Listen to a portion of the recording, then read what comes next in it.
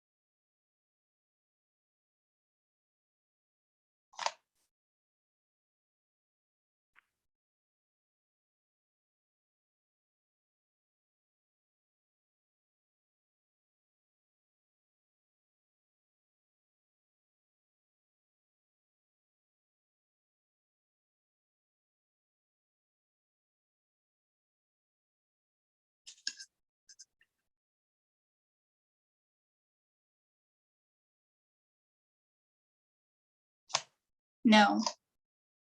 Oh, try again.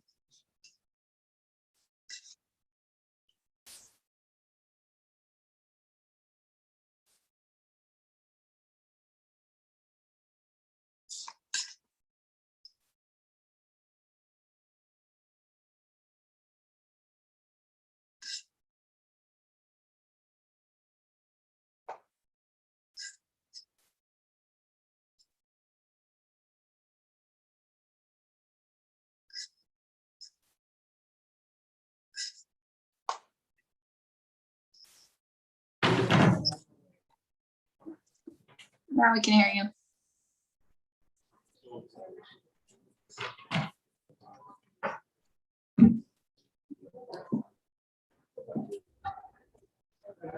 Can you hear us now? Yes. Cool, thank you. Thank you.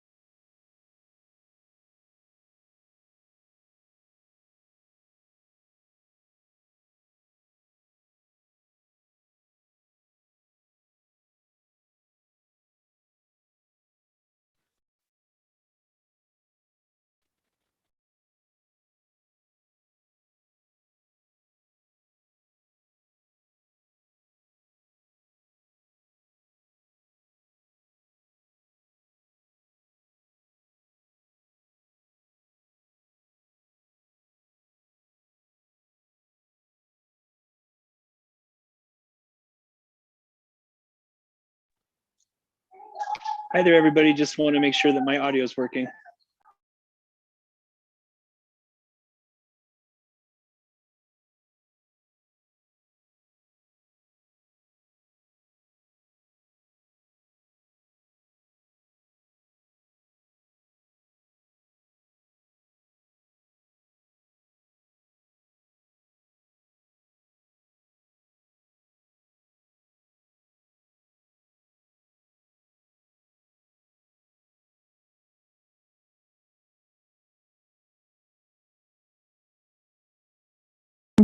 PM. Can we begin with the Pledge of Allegiance?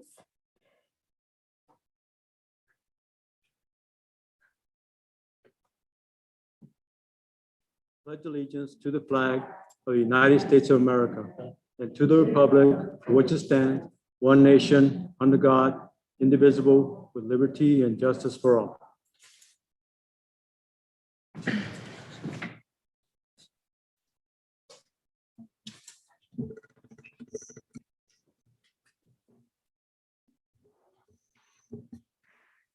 And we will go ahead and move on to our roll call.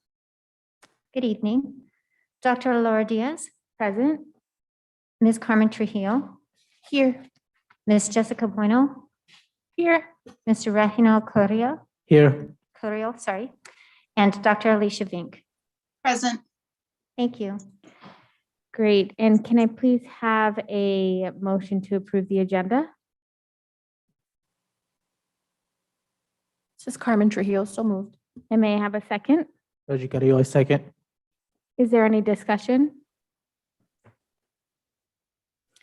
All those in favor say aye. Aye. Aye. Those opposed say nay. Okay, with that, the motion passes and we'll move on to awards and recognitions. Thank you, Madam Chair, members of the governing board. Tonight, we start by honoring the beautiful artwork that adorns our boardroom. It starts out in the foyer. Pieces flow throughout the walls of the boardroom, and they tell the history of the city of Phoenix. The murals that you see are currently on display in our boardroom and represent the 9 different time periods dating from 1867 to an imagined future.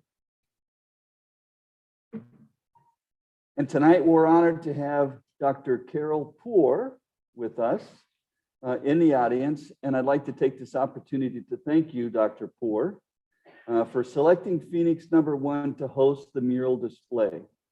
We're also proud to announce the Phoenix Fabulous team is extending the mural display in the governing boardroom as we prepare to celebrate our 150th anniversary.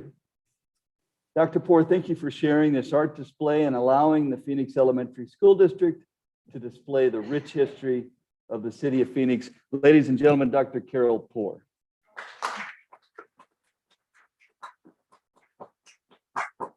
Dr. Poor, would you like to say a few words?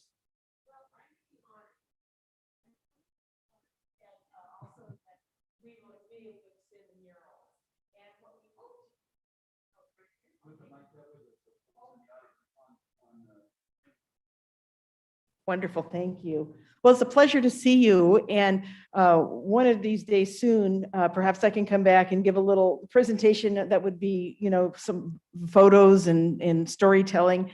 But we hope to add to the 16 murals, hopefully this year, and do one on 2020. Because 2020 certainly was a milestone with lots of different events and lots of things in Phoenix, even cranes in the air. The most cranes I think I've ever seen, born and raised here. I've never seen so many cranes. But we hope that that would be a live demonstration, that we might be able to get 1 or 2 artists working on this 2020 mural, and perhaps we can get some input from the students and do some kind of an event, or like a live demonstration that might be over class periods, not just one time, but maybe iterative, and finish the mural. So it's still just kind of, ruminating in our brains, but we hope to do something with a new mural that would depict 2020 in all of its different aspects. So thank you for hosting the murals. And one other thing I need to say is, because we couldn't come give presentations and storytellers because of, the pandemic. We recorded about 10 different interviews with artists and storytellers and people that talked about different time periods. And those are out on the Phoenix Fabulous website. And I've been working with the history and arts point people from Phoenix Elementary School District number 1 to find a way to integrate some of the lesson planning and learning elements from the standards. So more to come on that. And thank you for honoring me and for hosting this extension so that we can truly, have it enjoyed now that people are starting to come back. Thank you. Thank you, Dr. Poor. Did any board member have any questions or comments of Dr. Poor? Just comments. I mean, just walking in here does liven up the space. It does provide a history, and my hope is that that these are all beautiful murals and to actually see them outside at our school spaces. And then I'll talk about Emerson later when we comments, but it's like what I'm seeing at Emerson, Dr. Weeks. Thank you. Madam Chair, members of the governing board, for the last 2 weeks, Emerson School hosted a series of free summer camps for students within the district. Students participated in a desert design camp where they worked with a landscape designer, a neighborhood landscape designer, to create a sustainable habitat in one of the Emerson courtyards. For those who have a passion for art, students worked with local artists to plan, design, and paint a mural on the exterior wall to the school. Students who love coding and web design participated in a camp to learn to speak and write the language of computers.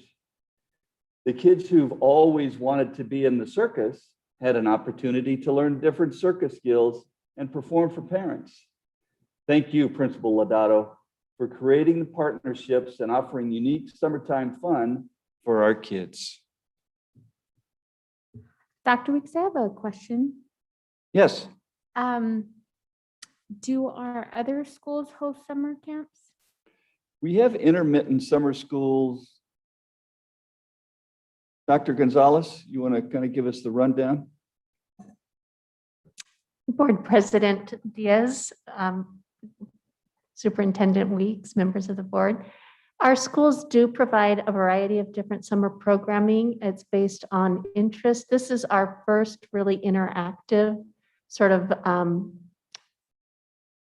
project-based learning opportunities for students that has been as expansive as this, but it certainly won't be our first. And later on, you'll see opportunities that we have at some of our other schools through gardening. We had an ESL summer school or an EL summer school at Garfield, and we have other programs that are more academically focused as well at different school sites. Thank you. I think that's great. I would love to have a list of, when we're ready, a list of the various summer opportunities.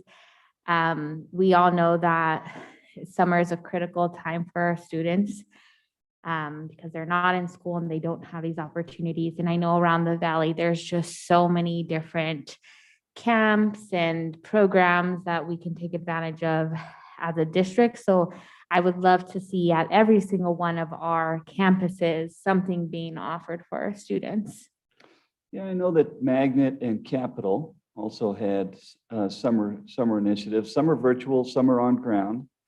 But we're happy to get you a kind of a complete brief on what activities are happening where, because there's a lot of activities happening in and around the district. Right. Thank you. Students and families had the opportunity to receive COVID-19 vaccinations. On June 11th and 12th, vaccination events were held at Magnet, Herrera, and Garfield schools, and approximately 200 vaccinations were given to Phoenix One students and family members. Families also had the opportunity to receive vaccinations at events hosted by Earl and Mary Rose Wilcox at Grant Park on June 15th and 22nd. For students 12 years of age and older, family members or community members still wishing to receive the vaccine, or those who need their second dose, we will have another opportunity to receive vaccines in Magnet, Herrera, and Garfield on July 9th and 10th. So that's July 9th and 10th at Magnet, Herrera, and Garfield. And if you haven't received your vaccine and you'd like one, they're free. And I would encourage anyone who's listening to attend those vaccination events at Magnet, Herrera, and Garfield on July 9th and 10th. Special thanks is extended to Phoenix Union High School District for hosting the Spread the Love, Not COVID Student Edition vaccination events and allowing our schools to be host sites, as well to Earl and Mary Rose Wilcox for hosting at Grant Park. So thank you for that. I was at Grant Park and spent a little time there chatting with Earl and Mary Rose. And if you've spent time at Grant Park, it's a lovely park, and had an opportunity to visit with a family whose student attends Dunbar. It was a nice community feel for that vaccination event. Did any of the governing board members have an opportunity to attend? Would you like to speak to your experience? Yeah, I went to the Grant Park one, and then I went to the one hosted at Magnet. The Grant Park was more than just a vaccination site. It was a community event. They had vendors, they had free food, they had music playing. So that was awesome to see. And one of the principal of Low was also there. And then I went to Magnet, which was, well, I was there for about an hour and a half, and like 15 people rolled through, I believe. But it was nice to go to those events to see that our community, a lot of them were unregistered. They just came through. But I went to those and they ran pretty smoothly. So I appreciate those efforts. I attended Magnet and Garfield a couple weeks ago, and it was a good turnout over at Garfield. Yeah, it was a very nice event, and I'm thankful for having this opportunity for our families to get vaccinated. I think what we're seeing when the vaccination sites are at schools is, or what I'm hearing, is that folks trust us. Folks trust and appreciate the vaccination event. And of course, I want to appreciate all the hard work that goes into putting the vaccination events together, all the communication, all the setup, and all the rest. So very important stuff. Thanks all for your participation in that. And again, if you have not received the vaccine and would like one, please come on by. Last week, Dr. Vic Diaz conducted an interview with ABC 15 on what it was like for staff to teach and work during the pandemic, and what the district is doing to retain and recruit staff for next year. Overall, it was a positive news story about how hard our team worked throughout the pandemic and what the district did to support health and mental wellness of staff and our efforts to retain and attract teachers to the district. And I believe, Dr. Vic, are you with us this evening? Yes, I am, Dr. Weeks. I am in the pines of Flagstaff, but here virtually. Do you have any additional comments about your interview with ABC 15? A lot of thanks to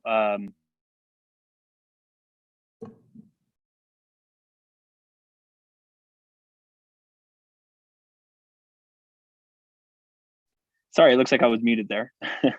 I was just saying a lot of thanks to Linda Jeffries for setting that up for us. It was great exposure and a great opportunity for us to really talk about what makes this unique as a school district, particularly during the pandemic. On the lighter side, I will say, unfortunately, I think I'm wearing the same shirt right now that I was in that video. But I do promise people I do have more than one wardrobe. But it was a great chance to also show off the beautiful campus. We were over at Shaw Montessori, and they were able to capture a lot of the footage of what a beautiful campus it is over there. Well, thank you, Dr. Vic. Any comments from the members of the governing board? Did you have an opportunity to see did any members of the board have an opportunity to see the interview? We will send out a link. We will send out a link. In fact, I think I am remiss for not sending out the link to you all. I think I have the link, so I'm happy to do that. Thank you, Dr. Vic. And My pleasure. And I just want to add one thing. I just want to thank the board so much for your support of what we've been doing as administration to take care of our staff. One of the things that they really focused on was the retention and recruitment stipends that you approved in your last meeting. And so again, we thank you so much for your support of the initiatives that we've put in place. absolutely, well said. All right, Madam Chair, members of the governing board, that concludes my report for this evening, except for kind of a matriculation into section B, the superintendent's report, where I'd like to give just a brief on questions that I've been hearing from a couple of board members regarding the GPLET, which is the government property lease excise tax. It's an initiative by the city of Phoenix to promote development in the downtown area. Dr. Poor, I think you mentioned that you've seen more cranes in the downtown area recently than you have, forever. And GPLET is a tool that the city of Phoenix uses to abate taxes, to offer tax incentives for developers who build these big high-rise buildings. So as I go through my notes from many years ago, I'll be providing more information to the governing board about the district's connection to GPLET, specifically how when the city issues a GPLET, it reduces the cash backup to support the board-approved budget. So a school district, without getting into too many rabbit holes here, the district is a budget-driven system backed up by cash. Taxpayers from both the state and the local community support our budget.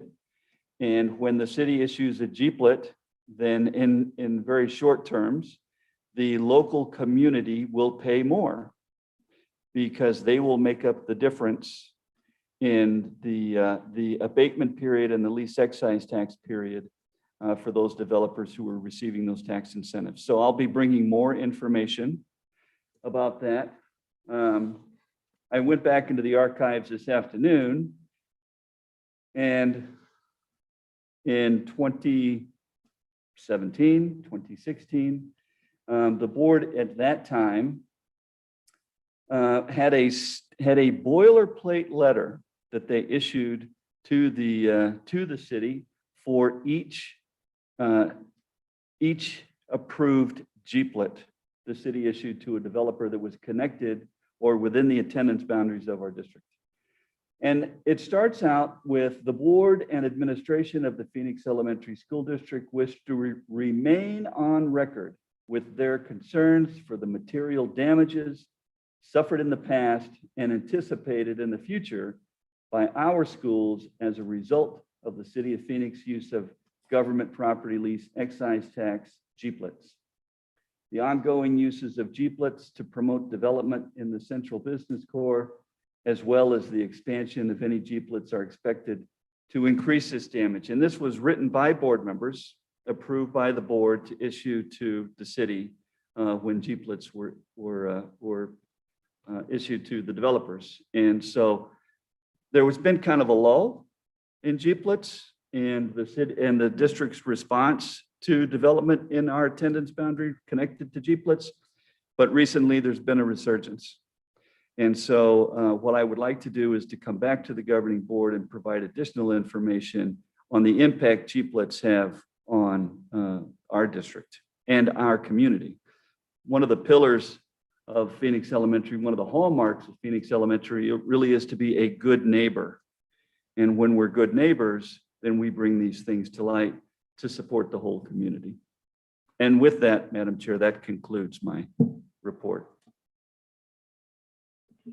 Thank you, Dr. Weeks. When you do bring that information, can you provide any context on the city's response, if there was one, and any recommended next steps from us? Absolutely. We're happy to bring representatives from the city of Phoenix, those that we've been working with over the years who are still in those departments, who can help provide some additional context and history. Thank you. Right. Do we have any community communications tonight? No, we do not. We'll move on to the approval of the consent agenda. Do I have a motion to approve? Reggie Carrillo, I motion. Do I have a second?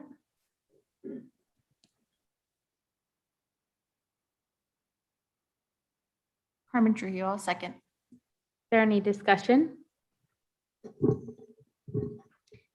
Hearing none, all those in favor say aye. Aye. Aye. Those opposed say nay. The motion passes.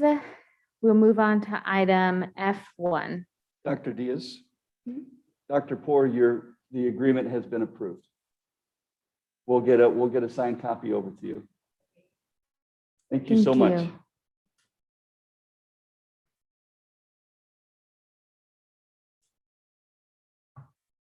Thank you, President Diaz, and good evening, governing board members, district colleagues, and community individuals that are listening to our broadcast here. This evening, we wanted to ask the board to approve a resolution to provide a pro statement on behalf of the board of directors, of the board of the governing board, for the M&O override coming up in November. And before we get to that, we want to kind of provide you a list of the things that have already happened and some steps are going to happen over the next couple of weeks, so that we're kind of all on board as to the steps that we're following in this process. So with that, can you pull up that?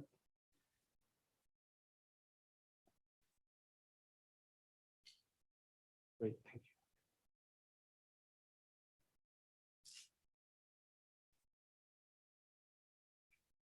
And this is also part of the presentation that was provided to the board on February the 21st, I believe it was. And so it just wants the part of the summary. I just want to highlight a couple of things on here that of things that have already taken place. One being the call for election, the intent to call. That was something that the board called on back on May 27th. As part of that, we submitted the election resolution to the county by way of Gus Rosenfeld. Our attorneys are working with us on this. They submitted that information to the county, so that part has also taken place.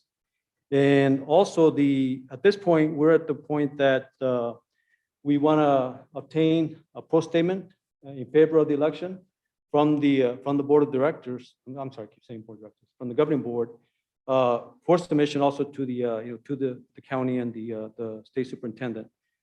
So that's something we'll be discussing this evening. And after that, we're going to be submitting the ballot language to the county as well. And we'll begin working on the ballot leaflets and so forth to get those going. We do plan to, through the county, mail out the ballots on September 28th. It will be a all mail-in ballot. There was not going to be any ballot places so it's all going to be through mail. And we will also be through the PAC, also be asking for community pros and cons statements for this election as well. That'll be part of the process the next couple of weeks. So those are some of the next steps that we're going to be following through this. And I also want to thank Linda Jeffries. She has been very helpful in the process in helping us manage this through this process. So with that, I wanted to see if anybody had questions about the process. If not, wanted to get into the actual draft pro statement from the board. We submitted to the board a draft of what we felt could be a pro statement from behalf of the board that we wanted to get your feedback on and to see if there's any changes you want to suggest to make to the pro statement. And also, we do have, again, Ms. Linda Jeffries that's going to be taking notes on if you do want to make any changes to the pro statement. So with that, I'll go ahead and pull it up.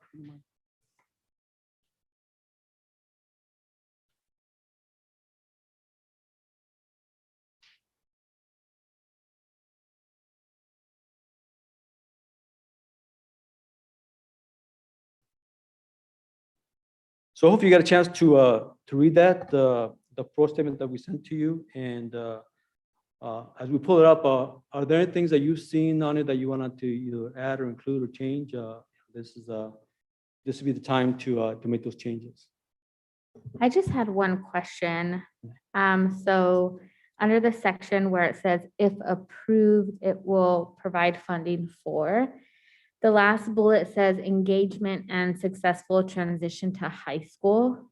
What are we doing in that area currently?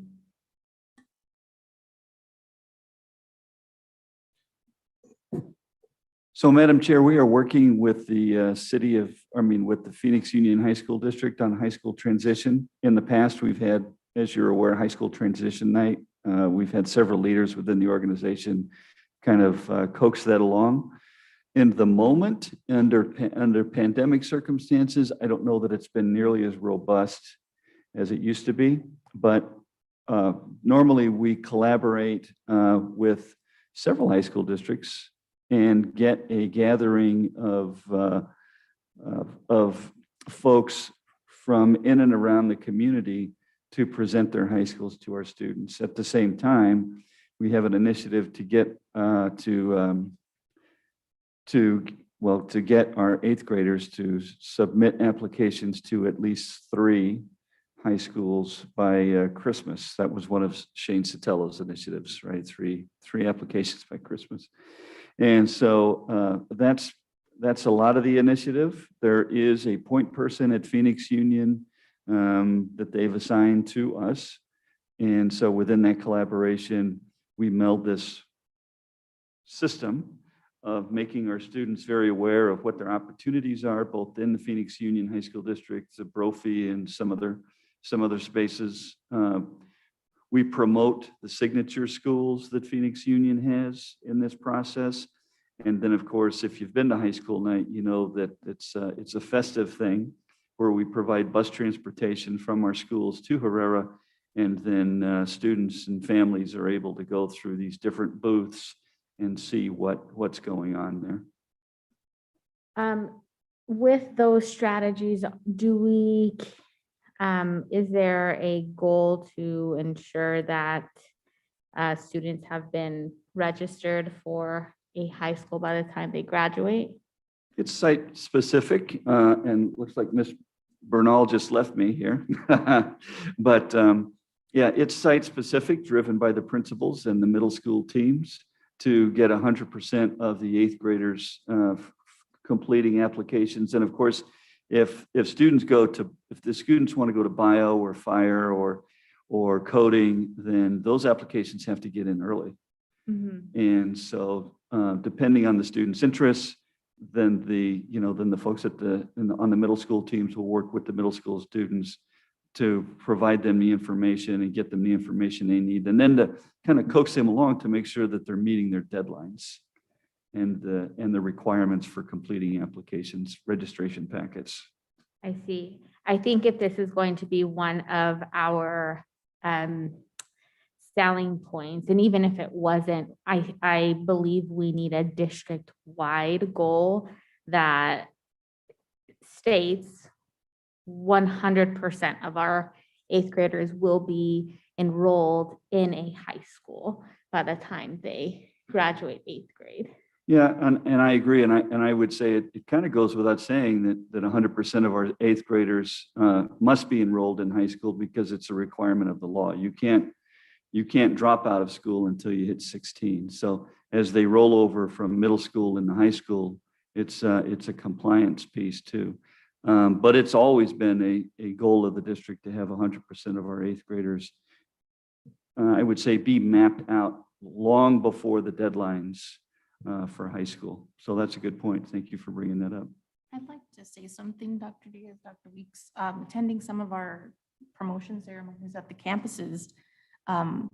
There was a Phoenix Union rep that would have tangible packets for high school registration and would ask each of the families as they passed by, had they completed that registration packet. So in watching that, I do see that there is a gap in there, and we would benefit greatly from partnering up with Phoenix Union to get more of those representatives at each of our schools well before promotion time comes. But I was really grateful to meet her, and the families were really grateful to have those tangible packets there for Carl Hayden. She had just a bunch of different ones Mhm. as well as information for summer school. So I do Yeah. know we have that partnership, but making sure we really put resources into it would be beneficial for this goal of ours. Yeah, and I bring this up when I worked at Nikisa. We did a data project that did show that there is some dropout between high school and ninth grade.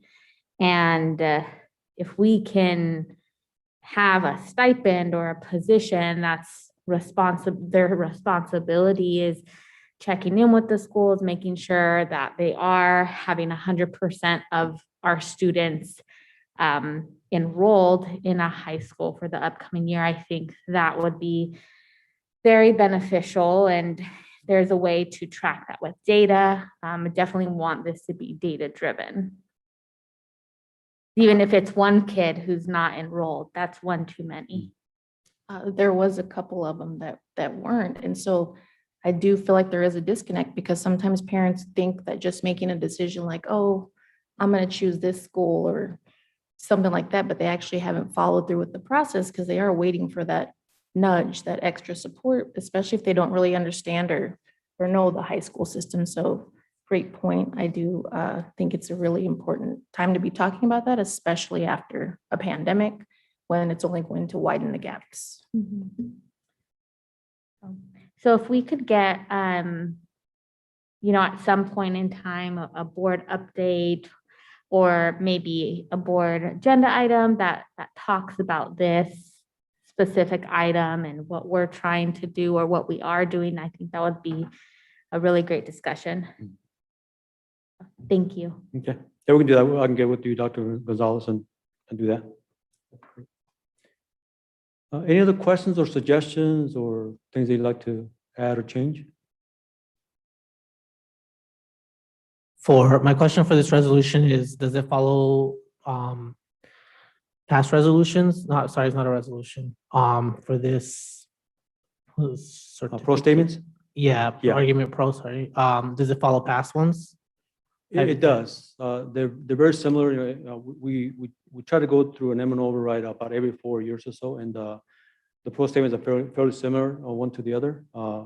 The key things that we do look at, obviously, the things we want to support and services that we want to support in here, and those things might change a little bit from time to time, but for the most part, the format's very similar.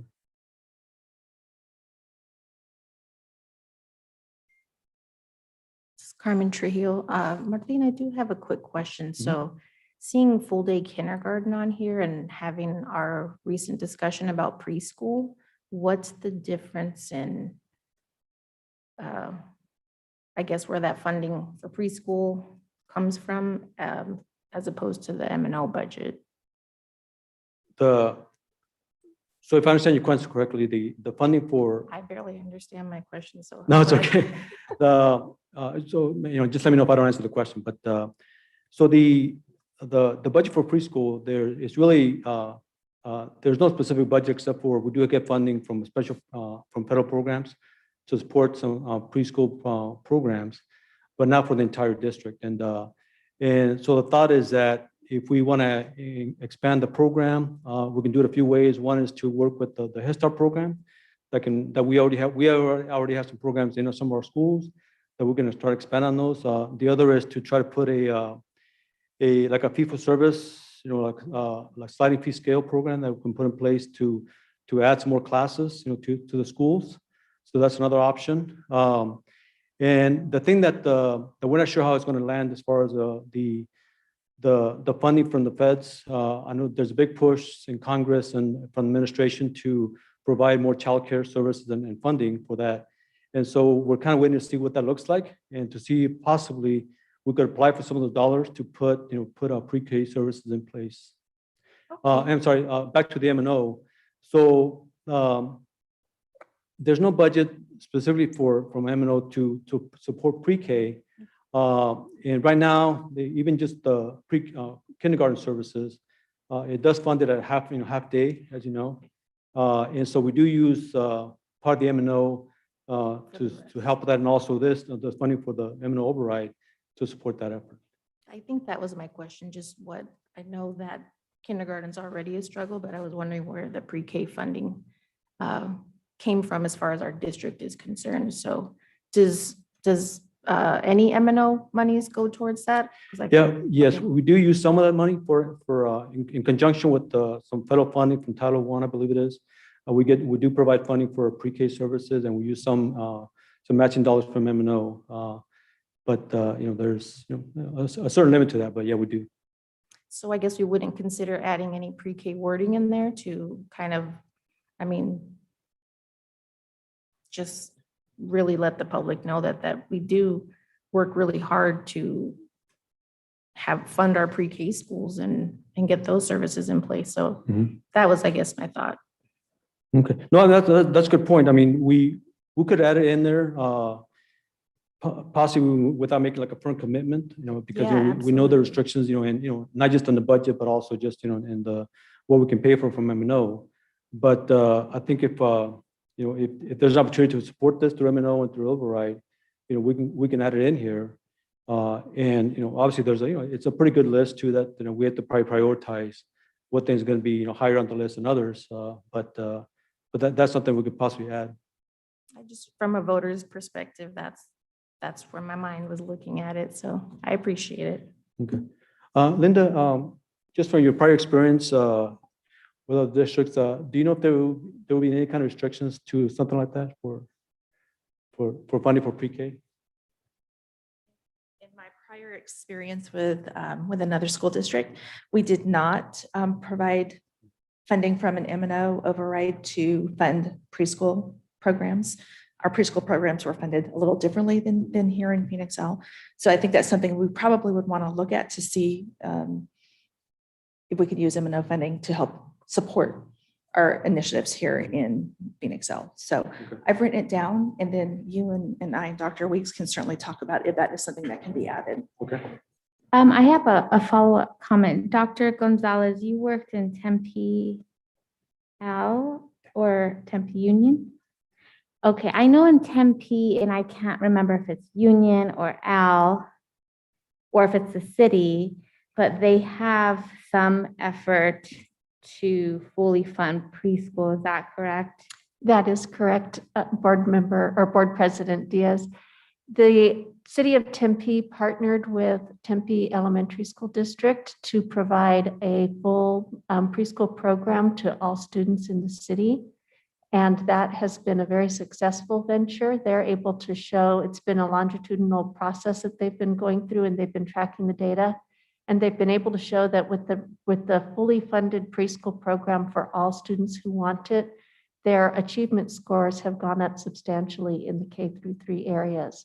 So it is something that I think would be something for us to explore with the City of Phoenix. Thank you so much. Dr. Weeks or Mr. Quintana, have we had any discussion with the City of Phoenix around this? I know that you have a superintendent's coalition, so just wondering how we can elevate our voice to replicate the model. We've had lots of conversations with the City of Phoenix around preschool, and especially with the new mayor who supports early childhood. Their model at the City of Phoenix really revolves around the Head Start model and targeting the preschool services through Head Start. So I have not heard of a citywide initiative where a district like Phoenix Hill can collaborate directly for free preschool for families.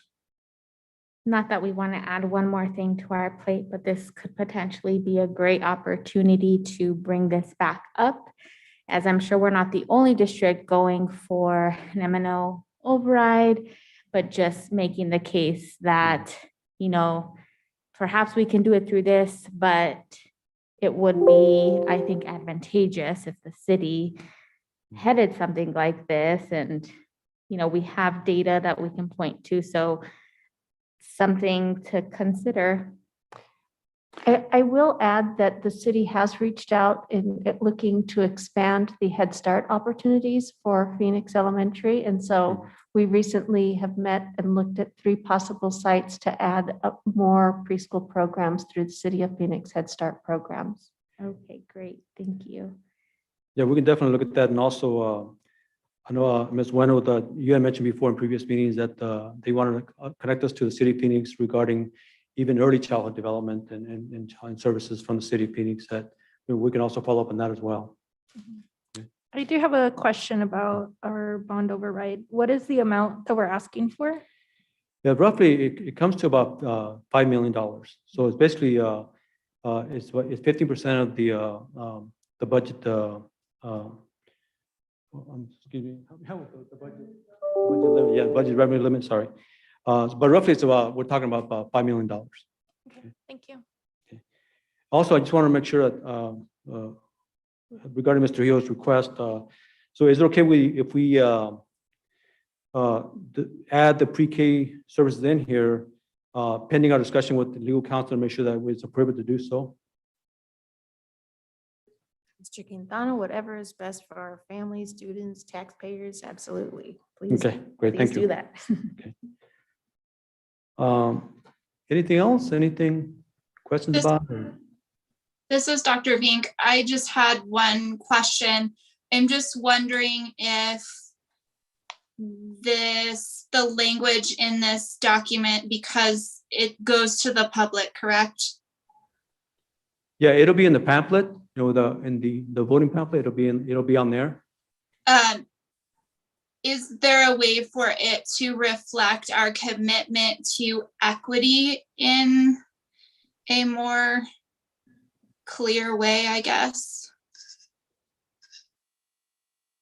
Yes, we can add a statement to that effect on this. Okay, thank you. We can help with that. So, Mr. Quintana, just a couple of points. It's my understanding that this M&O override is a continuation of programmatic supports that we've had in the past. This is not new money. Is that right? That is correct, yes. And so in the past, how much of our M&O dollars have gone to preschool To to support preschool? preschool. Janice, do you know roughly? About $1 million? About $1 million. Okay, and so the M&O override is an additional $4.5 million to $5 million that makes up the full $50 million of the M&O budget. So it's not necessarily completely separate. It's 15% of the revenue control limit. It's added, so special education, general education, the M&O override and the operational desegregation dollars all come together to formulate the $50 million M&O budget that the board approves annually. Is that how this all kind of comes together? Yes, that is correct. Okay. Yeah, So- that's a good point. I did mention last time as well, that you just, I think it's worth repeating that this is not new funding. This is just continuation. And we also mentioned the last time that basically the override is for 7 years. But in order to kind of keep the continuation going and keep the tax rate the same for our communities, so it doesn't change or increase very much, we do a continuation of this, in the 4th year of that 7-year period. And that's where we're at now.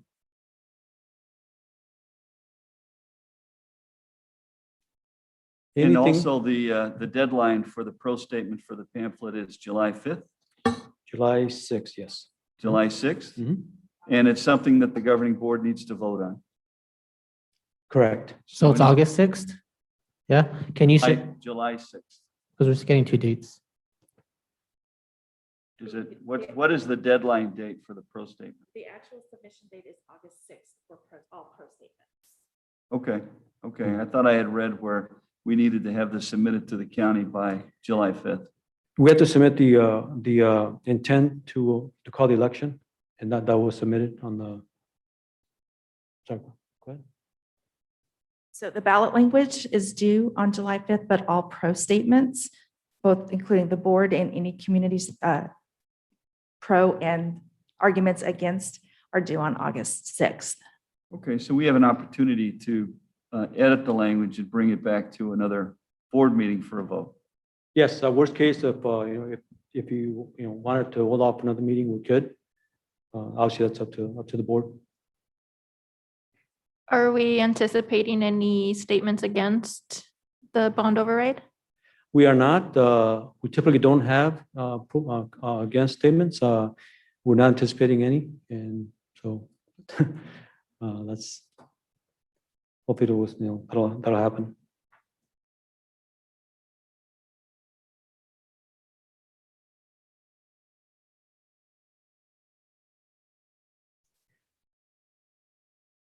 So with that, if the board would like to call the resolution to a vote or extend to the next meeting, that's, again, that's the board's call. It sounds to me like the board's talked about a couple of things, adding language to acknowledge our one, we don't have to assign a dollar value to it, but our support of preschool, and to strengthen language revolving around our equity commitment. So I think unless the board's prepared to do some live edits today, it may want to table this item and assign someone to run point to work with Mr. Quintana to finalize edits in those two areas. It's completely up to you. It's just what I'm hearing. I personally would be comfortable with approving or calling for a vote today and relying on your expertise to add the language, because I know this is time sensitive, but do my fellow board members have any thoughts? I can make a motion. To vote today? Yeah. Okay. Are you Reggie Carrillo, I comfortable? motion. Do I have a second? Or Dr. Weeks, did you have a comment? No. So the motion is to approve the pro statement as is. As amended, right? With As the- amended? With the edits that we talked about equity in preschool. Head Start.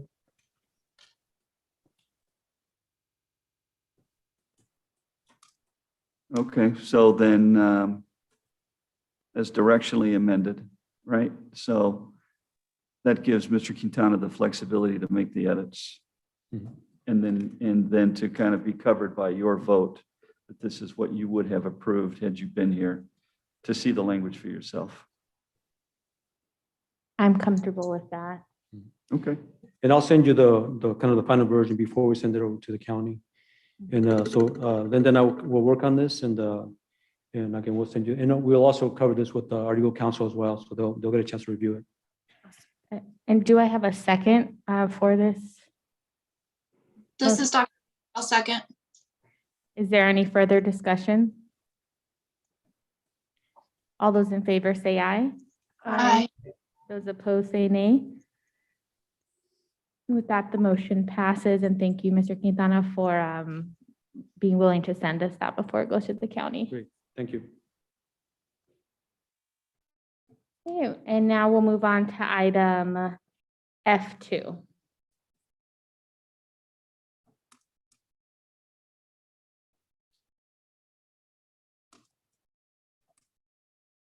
Good evening, Madam President, governing board members, cabinet, and community.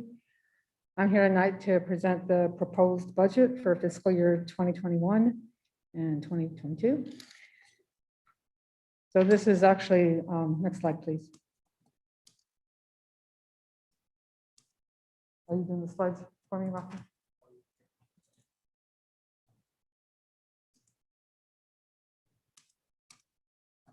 So this is actually the beginning of the budgeting process, the proposed budget, which you will hopefully approve today. And then by statute in 15 days or before 15 days, the adopted budget needs to be approved, and that is set to come before you on July 8th. This year is unlike any other year that I've been associated with. We are going to have to do a budget revision in September. Normally, we don't do this till December, but because the legislature has not approved the state budget yet. That's why this is going to be happening in September, because we are working with old budget sheets and we do not have the new ones yet. So the process when I'm getting the budget proposal together, we are using our new Forecast 5 budgeting software to help us determine our ADM, which is based on the cohort movement and trend analysis. And then I reviewed our expenses so far this fiscal year, estimating our carry forward to be approximately $3.5 million on carry forward into the new year. I look for anything that's going to be changing, like, for example, we're going to be having our new iAcademy, so I have to set aside money to budget for that. And then there's a lot of things that are unknown at this time. Our full-time equivalents, I don't know what that's going to shake out to be yet, so we just go with last year's and that will be updated in revision. Tax rate changes aren't known until August, so those will change again with the revision. And our pending legislation, which I already referred to, so that everything will change again in September. So items affecting this year's budget are our maintenance and operation budget. So I took the instruction back up, as you may recall from the meeting we had in May, where I had taken those expenses and instruction down because of the ESG grant that had offset those expenses, about $2.16 million. Well, this year there is no, or next year I should say, there is no ESG grant, so we will be putting that money back into instruction. There's also increase about 8% in general administration due to position salary change and also increase in marketing. As you know, we hired a marketing director, and so we had to pay her salary and benefits. Is more expensive than when we were outsourcing it, and we've made a renewed commitment to marketing in this district, so that costs a little more, and we had to increase the budget for that. Also increased the school administration about 7% due to the addition of the iAcademy. And then the other areas remain pretty flat because we did not do a salary and benefit increase out of M&O this year. Increase the salaries were coming out of the ESSER funds that you approved in the last board meeting. And the capital budget is going to be down about 20% due to decreased ADM and also some less carry forward money. In the last several years, the district has chosen to put its district additional assistance monies in M&O instead of in the capital. At some point, we're going to have to put some of that money back in the capital. But the reason we were doing that was to support staff raises, because money was given to support teachers, but not to support the rest of the staff. The bond funds, I'm projecting that to be about a $5 million remaining balance. Again, this will be updated in a revision when those final expenses are available. This is a cash fund, and so whatever money we have remaining after we wrap up this fiscal year will be budgeted in the new year to run out the remaining of the bond. Our special projects, our federal and state projects, are CARES Act, not on the slide, but our original CARES Act, 4.4 million, which was actually allocated in fiscal year 1920. And then this year we have the ESSER 2 grant, which district was awarded $17.7 million for COVID-19 expenses. And then the ESSER 3 grant that we are awarded $39.7 million. And this is not yet available because it's pending community input and ADE approval. Other grants are lower this year due to initial allocations are only funded at about 80 to 90%. And then, of course, lower average daily membership. Also, there will be more money put in these grants when we know what our final expenses are and there's carry forward money. So right now that's not in the budget for the new grants, but it will be in an upcoming revision. Okay, this chart shows our ADM comparison over the last 5 years. As you can see, in 2018, we had 6,061 ADM. And now in 2022, the projected number is to be 5,031. And so that's a difference of over 1,000 students that we've lost in the last 5 years, which dramatically affects our budget. Next slide, please. The good news is that even though our student count is down, the amount of money that we get per student is up. And as you can see, our budget across these 5 years has remained relatively flat, with the exception of the year we're currently in. And the reason for that is because we lost $1.5 million in distance learning, but we made up for it with the $2.16 million that we received in the ESG grant. So if that hadn't happened this year, this budget would have looked similar to last year's and then projected for next year. It just kind of really made it off to have the ESG and the distance learning offset, because the ESG is not in M&O, so it's in a different fund, so it doesn't show on this slide. This is our M&O actual expenditures and projected for the 5-year period. So the first 3 years are actual expenditures out of M&O. And you can see they're fairly consistent. And then in 2021, our projection is lower. And again, it's lower because of the ESG grant backfilling the M&O. And the distance learning component. So next year, we project that to be back up to similar to what we've had in years past.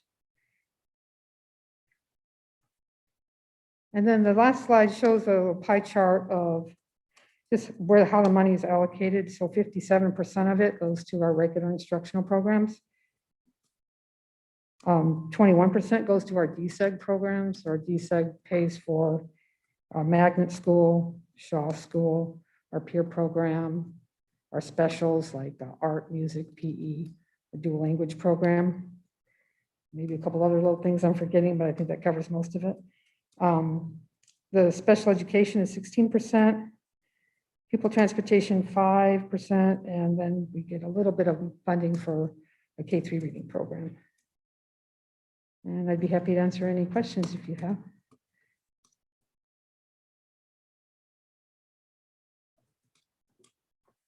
This is Carmen Trujillo. Thank you, Ms. Janice. It's always such a fun time listening to a bunch of budget stuff. Just trying to soak it all in. I know I feel like I ask about this every year, but our dropout prevention is always at 0. So I just wondered, since we do have to vote on this and have this budget in, what is the potentiality that there's like grants around after we approve our budget that could go towards some type of dropout prevention program? Does that mess things up in the budget since it'll be voted on, or what? How does? No, no, it wouldn't mess anything up if we got a grant to add, and we will be getting additional grants anyway. We just add those in a budget revision, but it doesn't, it doesn't change anything with this or inhibit your ability to approve it. Yeah, okay. I know we always leave that at 0 because we are an elementary school, but Right. Yeah, we just don't get funded for that. yeah.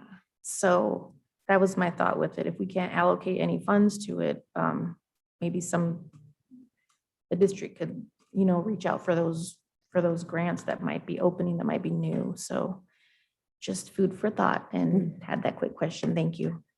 You're welcome. Reggie Carrillo, you said that we lost 1.5 million for the ADM due to distance learning, and then I didn't catch what you said. The ESG grant. I think you said the ESG grant Yes. substituted for that. How much was it? It did. The ESG grant was like 2.16 million, so it actually was a little more than we lost for the distance learning. Yeah, but that was a grant, so Right. it's not sustainable. It's not continuous, right? Correct. Yeah, the Okay. ESG grant was just a one-time Mhm. thing to help districts with the loss of enrollment that they had during COVID. Thank you. And then my other question regarding the legislature, I know you said that we're gonna have to review the budget in September. That's correct. Is there anything, I don't know if it's your responsibility to watch what's happening at the legislature, but if you do, is there anything that's concerning you right now that might possibly impact the budget? I don't believe there's anything that's going to happen that's going to impact it too much that I can tell as Mhm. far as school districts are concerned. But again, there's nothing, it's not been finalized to the best of my knowledge, so I really can't speak to that question too well. Okay, thank you. Jessica Bueno, the For the bond budget, is the projected 5 million per year or total?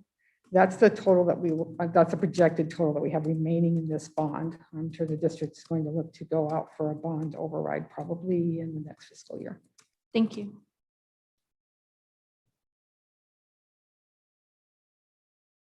This is Dr. Bink. I just want to make sure I'm clear. So in September, we'll look at your proposed revisions after the state approves the budget. So we could potentially adjust things then as well.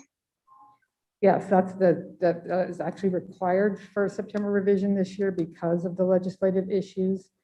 And that will also give the district the chance to know better a lot of different moving parts right now, what our average daily membership really looks like, as we'll be in school at that point, and also our positions and things. So it will be a good opportunity to be able to revise the budget at that time.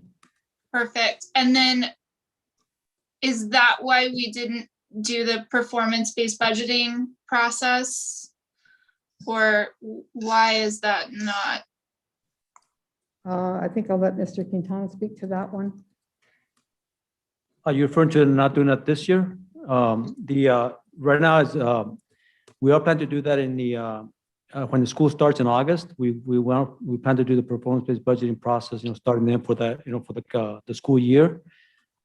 This past year, we did not do that mainly because of COVID and the fact that there was, it wasn't a good time to kind of get everybody on trying to look at, cutting budgets and those kind of things. So that's one reason we didn't do that. And also, to be honest with you, is the learning curve as well.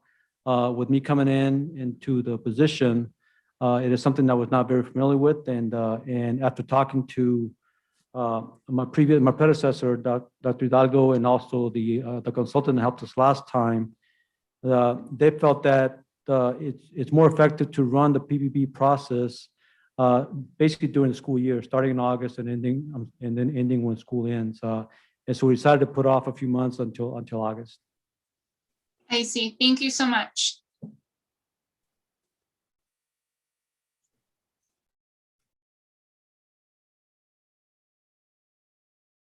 Are there any other questions?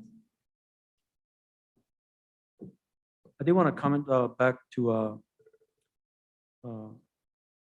Mr. Carrillo's question on the legislature. The things that are obviously still pending is is obviously the budget because they are planning to. I think they approved to cut the tax rate. And so we're not sure what that means as far as expenses go. If those are also going to be cut, and if education is going to be impacted. So those are things that we'll obviously keep an eye on.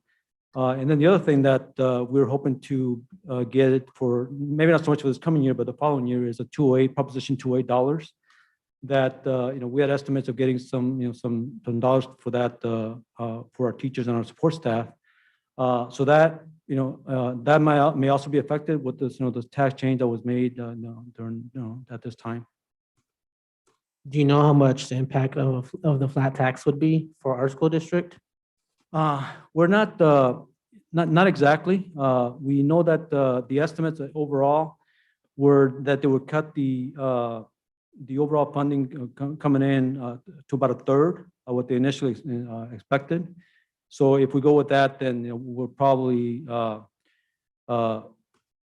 looking at maybe cutting it from maybe say 3 million to 1 million. If that's, I think, and those are just rough estimates. Thank you, Mr. Capano.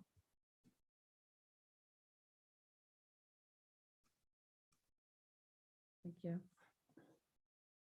Thank you, Janice. Wonderful, wonderful job.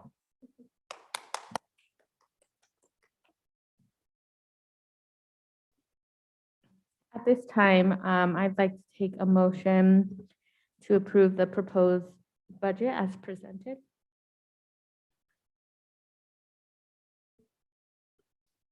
I motion. Reggie Carrillo, I motion. Do I have a second? Jessica Bueno, second. Is there any discussion? Hearing none, all those in favor say aye. Aye. Oh. Those opposed say nay.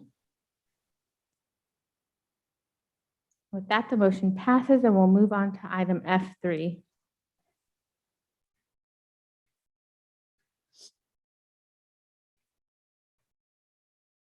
Thank you, governing board members, for approving the proposed budget. At this point, we wanted to do a couple of things.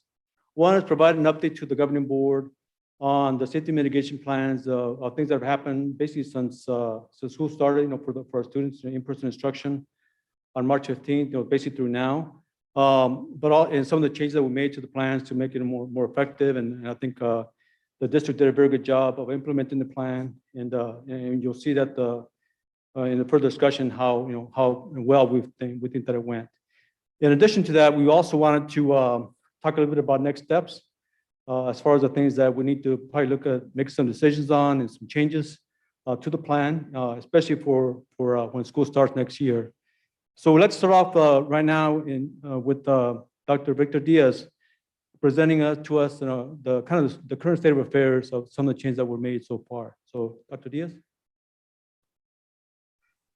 Yes, thank you, Mr. Quintana, Madam President, members of the board, Dr. Weeks, members of the cabinet, and of course, members of the community who are watching. The first thing I will say is Mr. Quintana and others, the Suns are up 2 at the half. The next thing I will say is that it's very humbling to be the person who gets to share a lot of great news that we have today in terms of our district's commitment to the health and safety of our staff and our students. And the ways in which our mitigation plan was quite successful over the past school year. I say that as we know that there are many questions out there and there are many unknowns. Are we going to be wearing masks next year? Will peer be back? Are we still going to be cohorting? We also have unknowns about the pandemic itself. I'm noticing now that many people are talking about the pandemic in past tense. Yet just today, we're getting more research about the long-term effects of contracting the coronavirus. And the Delta variant is something that we're watching very closely, especially as now has appeared in Maricopa County. It's unknown where the political winds are swirling. It's interesting that we just talked about the budget, and for some reason the budget includes, as I'm sure you know, a line that would say that as a governing board, you would no longer be able to mandate the use of masks in our buildings. So with so many of those unknowns, it's not a great time for us to be making changes to the mitigation plan, but it's the perfect time for us to do a lot of reflection, especially on the things that we do know. And so working with other members of our health and safety team, Sarah Sims, Christopher Walford, Linda Jeffries, Lynette Wilchin, and Mr. Quintana, we wanted to share this information with you tonight. And as we think about this, one of the things that we do know is that our mitigation plan has been incredibly effective in mitigating the spread of COVID-19 on our campuses, in our schools, in our workplaces, and in our classrooms. And that's been no small feat, because we know that it's required our staff, our families, and our students to remain incredibly vigilant and committed to public health, and not just their own health and well-being, but the health and well-being of others. And so for that commitment, we're very, very thankful. And what I hope is, in thinking about the reflections we have about our health and safety plan, we can remember that you can always predict future behavior by past behavior. And in the same way, we engaged with multiple stakeholders, including families, students, and staff, in creating the mitigation plan that was in place for the last school year. We will certainly do the same thing in thinking about the mitigation plan for the upcoming school year, building off of the things that we know work. And so the first thing that you'll see on this document that we've created is a chart that shows confirmed COVID-19 cases in our staff's families, and third-party contacts. And what you'll see in the orange are new cases, whereas the blue is total cases. And you'll notice that the spikes in new cases really mirror the spikes that we saw throughout the past about 12, or at this point, I guess about 14 months. But the very encouraging news is that you do see that the blue line starts to flatline right around the end of January, whereas the orange line dive bombs. And we see relatively very few new cases taking place after about February 8th. In fact, as of just a couple of days ago, we had not had a positive case amongst the staff household, or staff third party since the week of April 12th. I will say that this week we did learn that we do have a staff member who did test positive for COVID-19, and that would be the first one we've had in many weeks. Now, as we think about this chart, though, this is not coincidence that it starts to flatline, the blue and the orange goes down. when vaccines start to be available to our staff and to our staff's families. We worked very hard to make sure that all of our staff members had access to vaccines early, and that we supported them as they secured those vaccines for their family as well. So again, we know that our mitigation plan works because we have not seen in any of these cases transmission. We have at this point, as you can see from the chart, somewhere between 200 and 250 cases. We have reason to believe that all but one was not a result of transmission, whether it was staff to staff, staff to student, student staff. And so we know the mitigation plan works, and we know that the vaccines work. And so it's with that in mind that we then think about the next chart. If you scroll down just a bit, as we think about our students. The picture for our students isn't quite as rosy. What you'll see is that student cases, they spike in November, December, the way that they did in the community, but then they begin to spike again after we reopened in March. Now, some of that is just reporting. As students were at home, we weren't always aware when a student or a student's household member or a student's third-party contact tested positive. They weren't on our campuses, and so that information wasn't necessarily being reported to us. But it's also a signal that the coronavirus is alive and well in our community. What was very disturbing for us is you'll see in the orange chart between about April 1st and May 17th, a continual rise in student cases. That gives us concern in terms of again, COVID in our community. At the same time, though, it gives us confidence because just like with our staff, in not one of these cases did we see transmission. We never saw a student transmit to another student, a student transmit to a staff member transmit to a student. We have no reason to believe any of these students or their family members contracted COVID with anything to do with our schools and our buildings. So again, just more evidence that our mitigation plan works and more evidence that vaccines are super important. And so it's that being said that we are part of the campaign to vaccine the Valley. And if you scroll down just a bit, we did provide some information about vaccine clinics. And I know that was shared a bit earlier today. June 11th and 12th, we had over 220 vaccines administered at our 3 schools. The past 2 Tuesdays and the next Tuesday, those vaccines are available at Grant Park. Thanks to Mary Rose and Earl Wilcox for that. Dr. Weeks mentioned earlier, July 9th and 10th is our next event. Given the limited participation that we saw in the first event, our health partners have asked us to cut the event from 2 days to just 1 day. We looked at the data. We saw that more people came on the Friday than the Saturday by a pretty tremendous amount. And so we are recommending and still waiting for total confirmation that the vaccine event would be on July 9th instead of 9th and 10th. It would just be Friday the 9th. But what's very exciting is those same health partners, as we're learning more from them and they're learning more from us, we are seeing that it is going to be very important for us to make vaccines available when students come back to school. Yet just yesterday, I was at a conference with folks from all over the country and schools that ended late. So in states like Wisconsin, where school got out last week, they used their vaccines to say you can't participate in promotion activities unless you're vaccinated. Well, that's a heck of a way to drive up 8th graders and 12th graders getting their vaccines.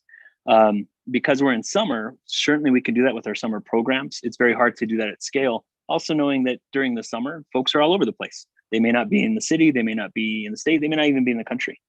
And so it'll be very important that we learn everything that we can in the events we have over the summer to really gear up for the ones we'll have when we come back to school. Also knowing that a possible age expansion is on the way. We've received word that that expansion could happen as early as September. The age could be as low as 2 years old. So that would now mean all of our students, even preschool students, would have access to the vaccine.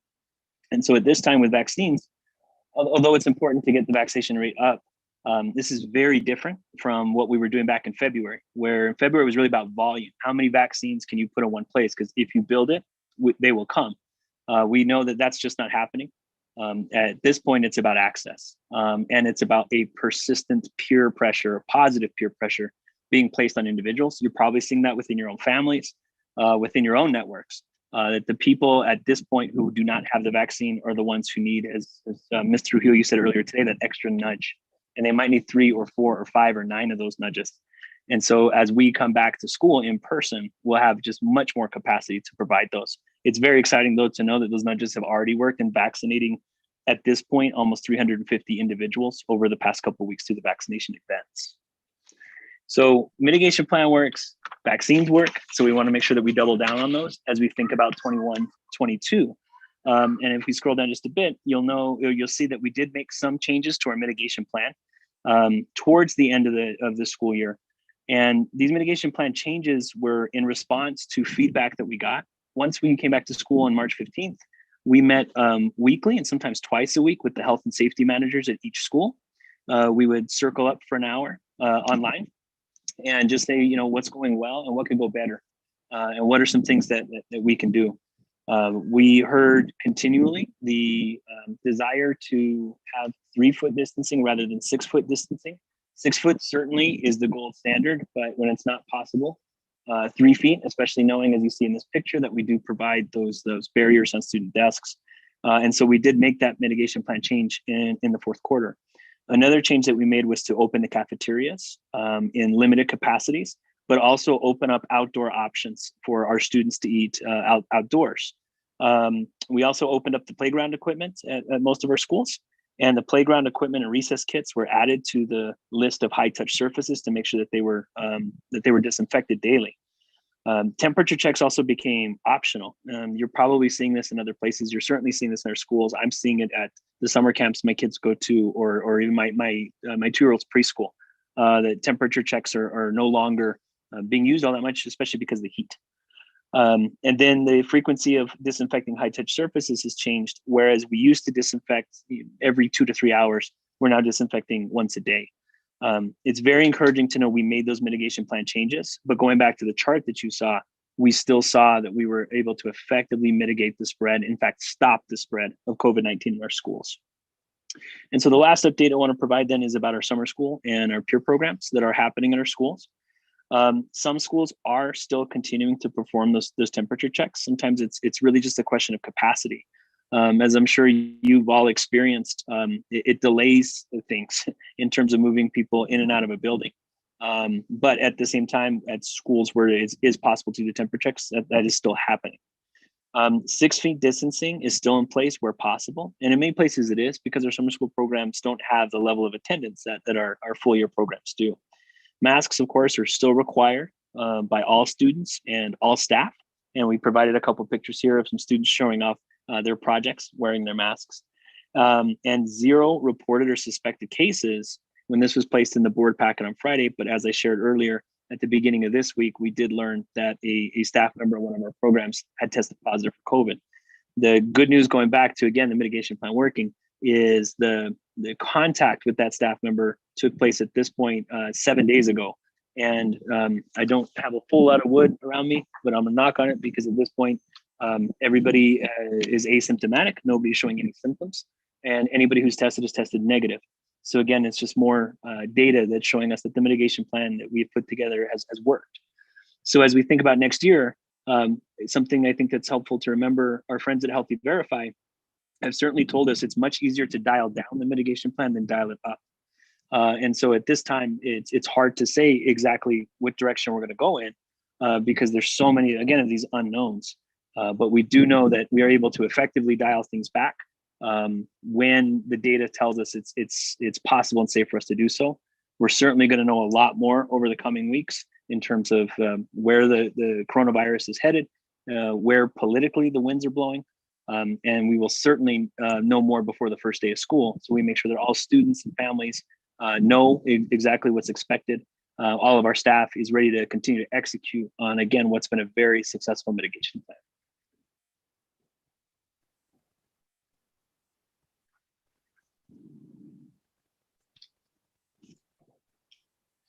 Thank you so much, Dr. Diaz. Great job.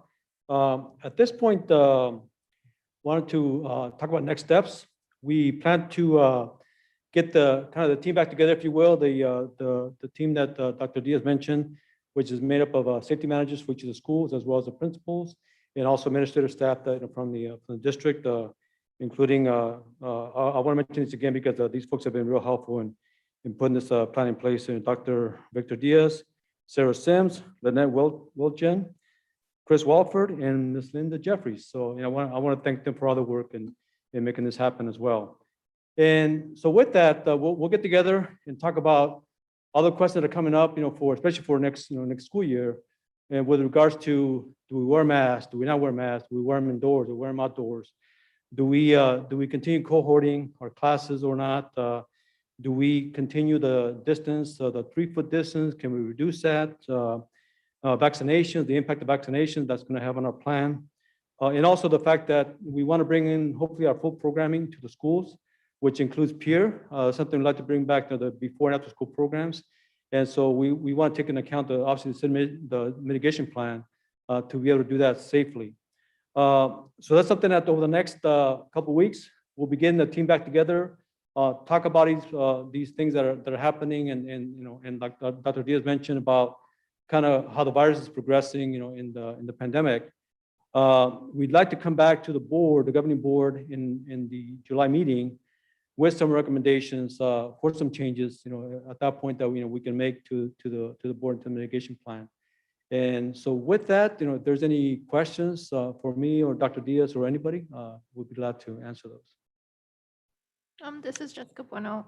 Thank you, Dr. Vic Diaz, for your presentation. And I just wanted to add that I've been in contact with Embry, and so they're interested in also doing a vaccination site. So wherever you see a gap, just let me know, and then I can help coordinate that with Embry. Okay, great. Appreciate that very much. Thank you very much. This is Dr. Bink. I guess I'm a little confused. Does the board need to approve the mitigation plan? Because I thought that's what we had done, but then I wasn't aware that there were changes, so. Yeah, so you are correct. The board at this point does need to approve the plans and any changes. And the changes that we made were kind of within the scope of the recommendations from the Healthy Verify.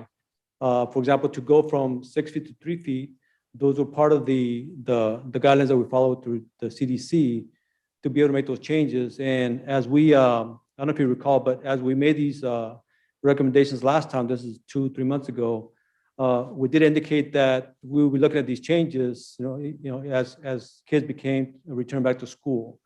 But to answer your question, yes, especially if we're making major changes, at this point, the board does have to approve, but that's also one of the things that we would like to discuss maybe at the July meeting to see how you want to proceed going forward with those changes. If you want to continue approving the changes as we move along, or if you want to give the administration the authority to make changes as we think that they need to be made. So. I see. Okay, that does make sense. And I do remember hearing about discussing opening cafeterias and playgrounds and things like that. I just didn't remember hearing that it was done. As a parent of a second grader who is going to go back onto campus for the first time in 18 months, something like that, come August, I am very nervous. I am not only nervous about the current changes that we've made, but I'm nervous that we will have nearly 100% of our students back on campuses. And these numbers are from when we had closer to 50% of our students on campuses. So I do appreciate the opportunity to come back and look at this. I didn't get a chance to email a lot of questions prior to the board meeting, so I will make sure that the other things that I might want to see in the next presentation or conversation do get to you before then. Thank you. Okay. Thank you for that, Dr. Vink. I'll also add, something we didn't discuss here is the introduction of the I Academy. That learning from home will continue to be an option to students in kindergarten through 8th grade. We're definitely seeing that the interest in that is still based in folks that do have quite a bit of nerves. Yes, overall, we saw about 50% of our students came back. We had more than that at certain campuses, and even at campuses that may have had 70 or 75 or even more % of their students in school, again, the mitigation plan effectively did stop the spread of COVID-19 in the fourth quarter. So it's very encouraging that we were able to do that. But going back to what we said earlier, it's really about the vaccination rates as well. We were able to curb the spread with our staff because we so effectively got our staff vaccinated. And so when when a family might ask a peer lead or our peer coordinator, Chris Johnson, right now, hey, are we going to have peer next year? They're very quick to say, it depends. Have you got your shot yet? Do you plan to get your shot? If there's a reason why you can't get it, no, clearly we respect that. We're not going to force anybody to get a shot. But if you need, to hold somebody's hand because you're just afraid of needles, let us walk you down there. We'll hold your hand over at Grant Park or any other place. And so the more we're able to do that, I think over the summer and the first couple of months or weeks, that we come back to school, I think the more it's going to do to build that confidence that we're going to need, because clarity breeds confidence is something Mr. Lodato says a lot. The clearer we can make this plan, the more confident people can be. And then that confidence will lead to commitment. When people are confident the plan will work, they'll commit themselves to it. And that's what we've definitely seen over the past several months. Thank you, Dr. Diaz. Do you have the number or the percentage of our staff that's vaccinated? And then I don't know yet whether or how we're tracking student vaccination rates. Yes, Dr. Bing, great question. In terms of staff, we think we're at about 90%. We did a survey, a self-reported survey. We had a little bit more than 60% of our staff completed. Of those 60% of staff, about 95% of staff indicated that they had received both shots. Now, clearly 35% of staff did not complete it. Somebody who was not vaccinated was probably more likely to not complete it. So just based on some statistical modeling, we were able to deduce that with the high level of confidence, we're somewhere around 90% of our staff. That's quite the accomplishment. We did a little bit of, I wouldn't call them focus groups, but asking staff members, what worked, what helped, especially for those that did not initially sign up for staff or for the vaccines. And what they said it was their colleagues. It was seeing the other people on their campus sign up. And that gave them more confidence that this was an important thing to do and it was a safe thing to do. I think that we're going to start to see that more and more as we see families leaning on families. And again, in my own family, I'm seeing that take place with the vaccine hesitant brother-in-law that I have. I'll say that nicely, who finally just said, look, will you guys leave me alone if I just get this shot? And we said, yes. And he went down and got a shot. And I think you're starting to hear more and more stories like that in families and social clubs and just different groups of people. And schools are certainly going to be a key lever of that once we are back into a place where we do have that reach on our students and their families. In terms of tracking it for students, for better or for worse, the best we can do right now is self-reporting. Obviously, because of HIPAA laws, we can't take pictures of everybody hitting their shot or do like an attendance sheet to check off whether or not you were there. And so the best way we can do this at this point is self-reporting. Dr. Diaz, can we have a questionnaire like that for the back to school when students and families come back to school? A questionnaire that asks them if they were vaccinated over the summer? Yeah, that is, again, past behavior, future behavior, what worked and what are we going to keep doing? That was obviously, very effective for our staff. So it would stand to reason that we would do something similar for our students. Again, especially as we think about the different level of reopening that we're going to be able to have on our campuses. So there will almost certainly be some kind of a self-reporting mechanism. Now we do require other immunizations of our students. And one of the things that public health experts have pointed out is many kids are behind on those immunizations because they tend to get them at school or they tend to get them because of school. And so knowing that those immunizations are going to be coming back also gives us more confidence that, when you're getting those immunizations, you would also get your COVID shot. And that would be a good chance for us to do that self-reporting, whether that's in the form of a survey or something that's a pen and paper sort of mechanism that would be in the front office, or even one of the things that we saw with the clinics we did back in June, schools phone banked. They really did like a get out the vote campaign, and they just opened up their Rolodex of kids 6th through 8th grade, called every home and checked in. And from that, we're able to find people that needed the vaccine and make sure that they were able to come to those events in June. I do anticipate schools are going to do something similar to that right before the first days of schools as well. Also knowing that you can get a vaccine in a lot of places. You can go to Walgreens, CVS. I was at a Target. They're giving the vaccines there. And so that they're certainly available. It's about providing that access, providing that transportation, providing the convenience and the confidence and the trust that, again, this is important and it's safe. Thank you. And then I think that's one of the top or more salient, I guess, points when we're talking about people, when people get vaccines. I know with my family, it was just getting vaccines because it was right around the corner. The school is offering it or is at a park.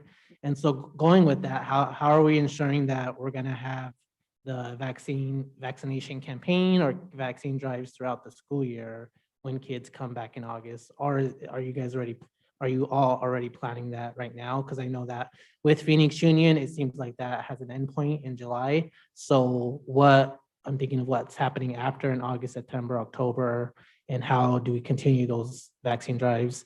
Are we going to continue them with the same partners, or who else can we turn to?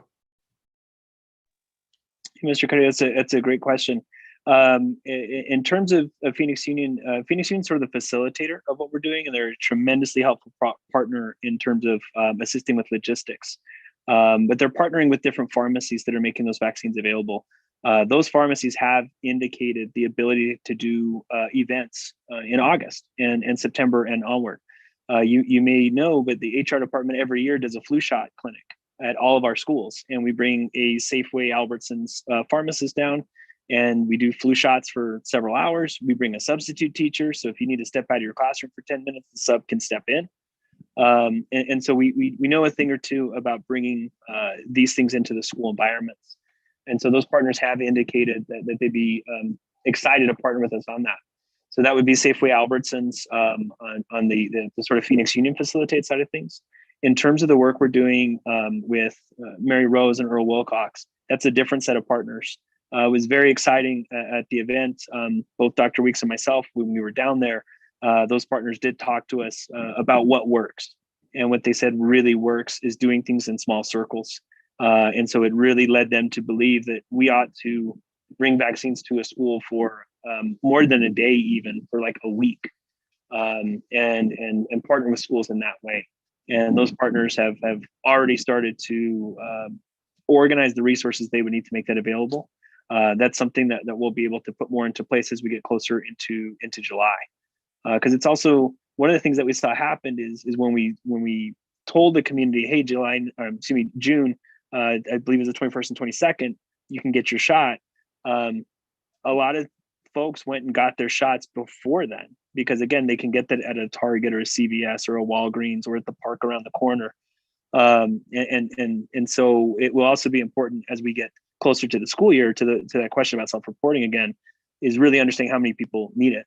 The age expansion is very exciting in the sense that the age expansion would happen just at the right time for us. It was a little bit of a bummer that this came together in like, early to mid-June. Again, that's just a tough time to reach families in mass, as opposed to the age expansion that would happen right in the middle of the school year. That is a great time for us to play a monster role again in vaccinating the Valley, as we've been calling it.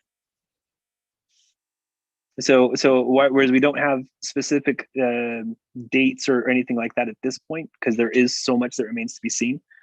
Again, past behavior, future behavior. We've committed many resources, many hours, and a lot of human capital towards making sure that our community has access to the vaccines.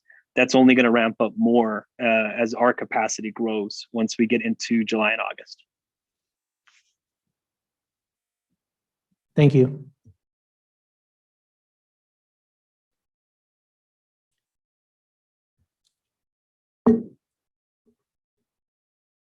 Are there any additional questions? Yes, Dr. Diaz, Carmen Trujillo here. So Dr. Vic Diaz, I hear a lot of a lot of good things that are making my wheels spin as usual. So just considering how hard we went to get teachers access to the vaccine, I do think we need to do more for our students and families to get them access to that vaccine. And if we are shorting our next vaccine clinic to 1 day, we have 15 days to get in gear and get families notified about what resources are available. And maybe some type of tracking, because I immediately am wondering if we don't have data, or if we do have data stating that people went to get their vaccines before our event at the end of June. I would love to see that. I would love to know more about that. Was that families? Is that students?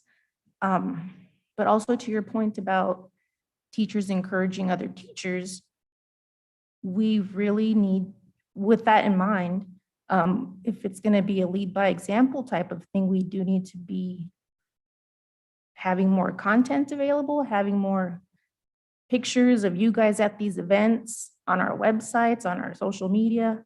And if we can't do that, if we don't have the manpower for it, partnering up with our PXU people and taking their content and sharing it is, I think, vital. We're talking about lives and a new variant that's coming up. So I am excited that we are planning and talking about this mitigation plan, but I do still feel very strongly that we didn't do enough in June to tell all of our families about what we were anticipating. So I really, I just feel like we have the next few weeks to get a plan in place to really let our families know that it's only going to be 1 day now. And if they're, they can't come that day, what other resources are around and nearby? Yes, thank you, Mr. Hill. I totally agree. And I would say, to your point about how hard we worked to get teachers vaccinated, we didn't actually work that hard to do it. This was really, if you build it, they will come. When we announced that, the registrations went fast because at that point, vaccines were really difficult to get. And so it was, I don't want to say this up here because I'm a Flagstaff, but it kind of it spread like wildfire, where again, we were able to put it in place and people were able to get it. This is totally different. This is providing access to people who may lack transportation, may lack awareness that, again, it's free. You don't need to show ID. You don't need to do any of those pieces. Or that, or to just have a fear of needles even, that is becoming a more and more thing that we're seeing. In terms of the data you're talking about, we did have a few office managers, I believe it was 4, who we asked, hey, when you're making these phone calls, could you please track what are you hearing from your families? In talking with them, what we saw was about half of the families they called already had the vaccine. Of the half that remained, half of them, so 25%, said no thank you and please don't call me back. The other 25% weren't sure. Well, which vaccine is it? Well, who's giving it? Well, I think I should talk to my doctor first, or I think I should talk to somebody else first. So it was really that group of people that we're targeting. So we're not looking at 100%, we're looking at 25% that we're really targeting with the event in June. With that said, the county told us for the weeks before the event, don't get distressed if you only get a couple dozen people at your event. And they would tell us about the events that were happening in the city. You may know that the Diamondbacks the week before at Chase Field, if you got your vaccine, you got free tickets to a ball game, you got to run the bases, and you got lunch. Now, I know the Diamondbacks stink right now, so that might be why some people didn't want the free tickets. But they had less than 100 people go to that event. There were a lot of stories about the event the day before. There were no stories in the paper about the event the day after because of what a sort of dud that it was. And it's, again, just more evidence that these large events, you've seen the state shut down the large the large vaccination sites. That's not really the name of the game anymore. It's the constant, it's the persistent. You missed the one on the 15th. That's okay. We got you on the 22nd. Oh, you're out of town for that one. That's okay. The 29th. And then you missed the 29th. That's okay. The 9th. We're now going to start putting into track the events that would take place in late July as we're getting ready for the back to school. And again, I really see that it's going to be that back to school time that we're going to have the largest capacity to push. Would it would have been better to have everybody have both doses before the first day of school? Absolutely. And that's why when the county originally approached Phoenix Union about doing events in August, Phoenix Union pushed back and said, no, we want them in June and July. Same thing, the county told Phoenix Union, let's just do 2 high schools in the Valley. And Phoenix Union said, no, let's partner with the elementary schools. And whereas all the elementary school partners that with Phoenix Union, we are the only partner that had more than 1 vaccine site for our community. Every other partner had 1 or no vaccine sites. As we look at the data on that, what we do see is our 3 sites, even though they didn't have hundreds of people at each site, the accumulation of all of that was more than the 1 site that several other elementary schools offered. So again, for us, the gold standard for us talking about something like a partner like Emory Health is if we had like the vaccine mobile and the book mobile driving up and down the street, that's the level of contact that we need to have at this point. What a perfect type of organizing that the school then is able to provide as we get into August. And so those are going to be the events where we're going to see that capacity there to do that real big push. You're going to see that positive peer pressure happening. And so we made sure to tell our staffs even the days before the event in June, don't get too distressed if we only see a few dozen people or 50 or 70 people or so. And I think at the end of the day, we saw just about 70 each site. Because again, that's what we're seeing across the Valley. And really across the country. Again, talking to folks in other states just yesterday at the conference I was at. Well, to that point, it makes me wonder, I guess what numbers are showing for the Latino population, for our population in our district. So that does give me hope, but what are we doing to focus on what our population's needs are? I do fully understand that we aren't going to get a big, huge caravan in, but we also have to remember that our families are out working all the time. So they're not going to really take the time to think about these events, and they probably will wait to the last minute if we let them. But it's an opportunity to succeed. And I stay quiet sometimes, but I really feel like we do have a duty to make sure that if it's not us doing it, we are a trusted source in the community. Churches used to be at schools, whatever. So however we can communicate this out to our community and go as hard as possible to really try to muster up what happened with our teachers, I just would hope that is what's going on behind the scenes, because I know it's not our job to do that. That's a wonderful point, Mr. Hill. One of the things I'm very proud of with our staff vaccines is we did not see racial disparities when we did the self-reporting data. Again, we didn't get 100%, but we got a statistically significant enough sample to show that there were no racial or gender or age disparities that took place. It gives us good confidence that we can do it again, but we do know as a Latino population, we are lagging in vaccination rates right now. And that's very concerning. And to your point, I think it does have to do with folks that may be swinging a midnight shift or working a couple different shifts. So this time doesn't work for them. And so it's creating these environments where we're able to tailor things as closely as possible. The Grant Park event, for instance, Mary Rose and Earl were very clear on the hours that they wanted because they were trying to catch people who were going out to a midnight shift and people who were coming back from a more traditional shift. That was the same thing that we did with the Friday event. And again, is the reason we want to do Friday. We saw way more people come on the Friday than on the Saturday. So there are some things I think that we do know. The other thing I'll say as the governing board, your voice is very powerful in the community. And I very appreciate the ways in which on social media, you share content and you're such good stewards and good advocates of the work that we're doing and getting out to the community. In the community circles that you're in, that voice is just as important. And so I've heard, little stories here and there, but and for those I'm very thankful. But the more that we're all pulling on this chain, just the stronger it's going to make us. And to the extent possible, the networks that you all have access to, families look to you with a lot of trust as well. That's why they voted for you in this position. And so we definitely appreciate your voices as well in helping push this out and pull people in. For my last question, what is the decision-making process on closing the events early because of lack of participation? And I Yeah, asked, Mr. Hill. because I Yeah, went towards a good. couple of the Mhm. events, and so at the end, nobody was there. So I just wonder where that decision lies for the next event. Yeah, that's a great question, Mr. Hill. And yes, at least one site, the site closed about an hour early. Going back to how different this is, the site stayed open late for our staff because the demand was just that high. The decision was based on the pharmacy.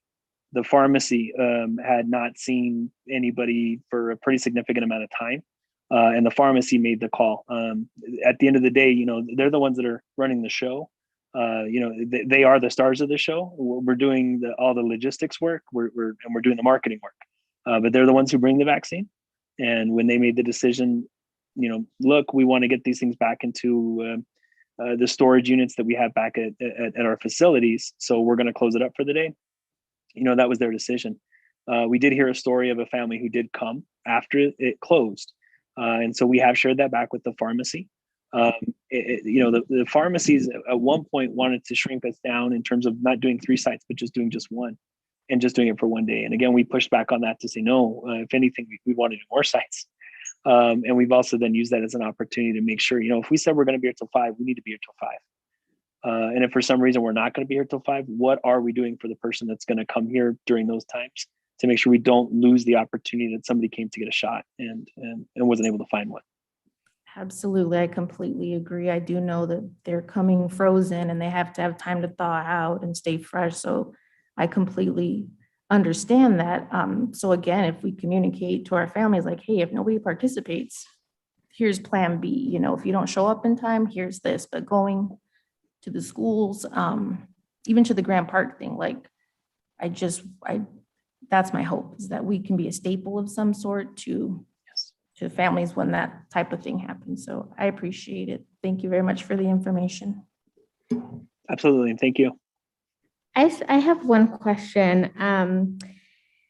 Has there been any discussion with businesses or the city in offering incentives? And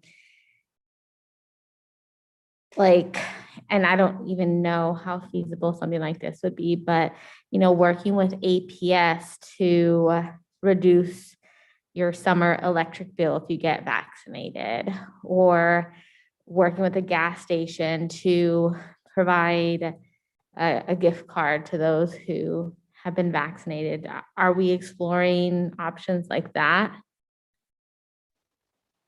Yeah, Dr. Diaz, great question. I mean, in terms of something like APS lowering electric bill, if you have the political power to get something like that done, let us know. I like aiming for things big. You'll remember when we did the in-kind agreement with ASU, I said right away, give us the Starbucks deal that you're giving to Starbucks employees. And they said no right away. So if you have to pull to something of that magnitude, then again, definitely let us know. We started doing incentives at the event on Tuesday. So every hour on the hour, there was a raffle, and that raffle had any number of gift cards to Fry's or other things. I think at one point they actually were also raffling off a Phoenix Suns shirt that was donated by the Phoenix Suns. And so that has proved to be somewhat effective. But even states right now, they're doing $1 million lotteries, are not seeing more people getting the vaccines, even though they may have the chance to win $1 million. Now, I think that's too big. What are the little things we can do? The big incentive that I haven't mentioned yet, and I apologize that I haven't because this is actually pretty significant. The event in July is also a backpack drive. And those backpacks were just delivered to our schools. David Yukahana in our plant services texted me a picture of them just a couple of hours ago. And so anybody who comes to get a vaccine will also receive a backpack full of school supplies. It's those kinds of incentives that we can have even more in place as we are getting back to school. And they've proven to be somewhat effective. If you really wanted to get your shot, you probably would have got it by now. It's other types of incentives in terms of really understanding what this means for your family, what this means for your community, what this means for your schools, what this means for the overall public health that we have, as well as just understanding. I think there's so many misconceptions. There's so much misinformation about these, and combating that is very difficult as well. So the incentives help to do that. Not to the extent that we would like to see. And again, the Diamondbacks, and again, it could be because they're really bad, and that's why nobody wanted their tickets.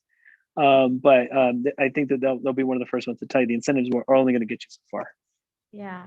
Well, I think it could be worthwhile for the board to think through your connections and start contacting to see how and if we can get some incentives, and perhaps we can make it our goal to do that within the next week or two. I mean, I do have some connections at APS actually, so I'll reach out to them.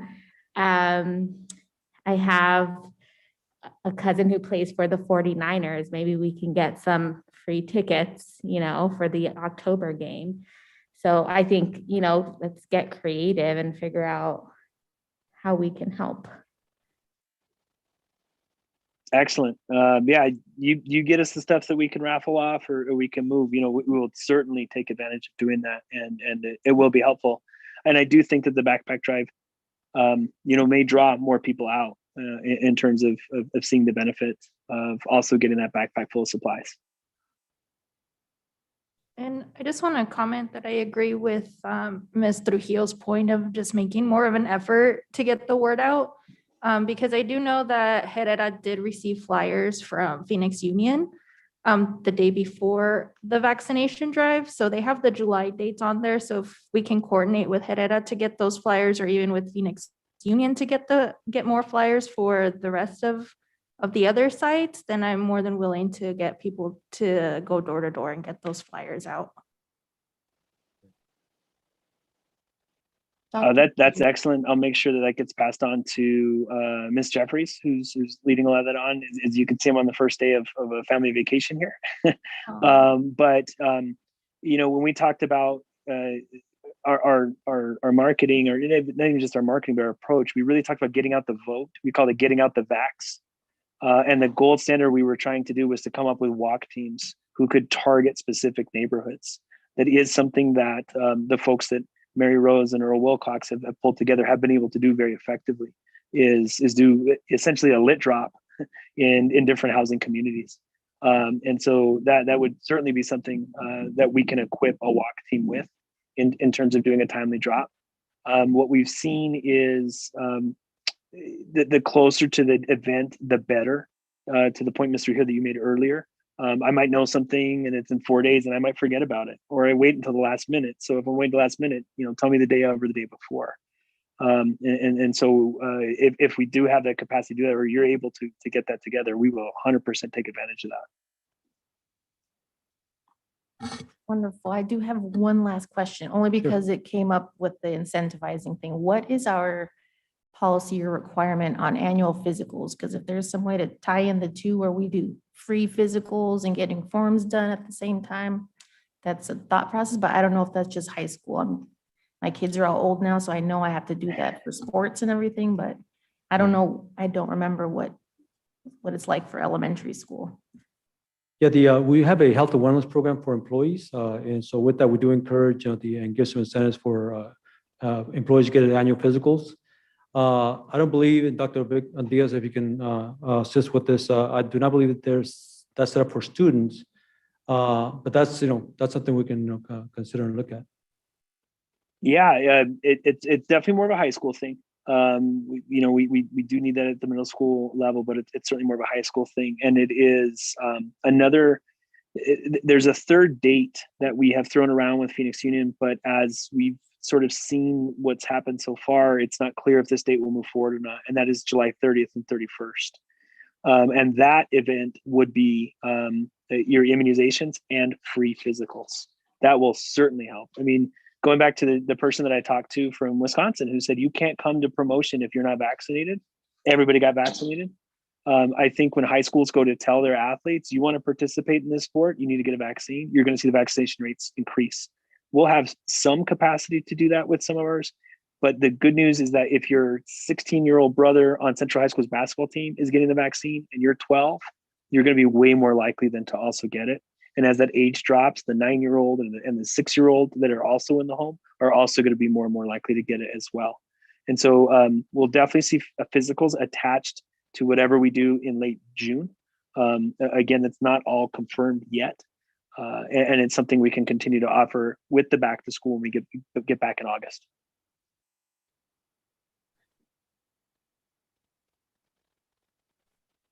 Thank you so much, Governing Board, for the questions and input. We'll definitely take all these things into consideration as we look at our plan the next few weeks. And again, we'll come back to the board at the July meeting and have additional discussion. Okay. Thank you, and thank you, Dr. Diaz, for joining us today. He's on a well-deserved vacation, so I'm glad you're able to join us today. Thank you.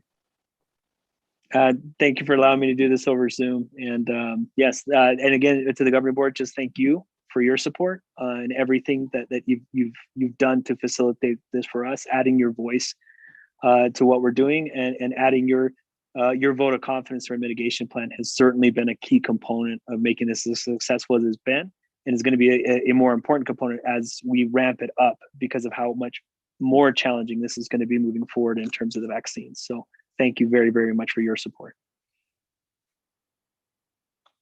Thank you, Dr. Diaz. Thank you, Mr. Quintana. With that, I believe we need a motion to adjourn to executive session. Is that correct? Isn't that right, Jennifer? Don't we need a motion to adjourn? Okay. Finally settled that one out. Can I please have a motion to adjourn to executive session? This is Dr. Bink, so moved. Do I have a second? Carmen Trujillo, I'll second. Is there any discussion? All those in favor say aye. Aye. Aye. Those opposed say nay. That will adjourn to executive session at 8:13 p.m.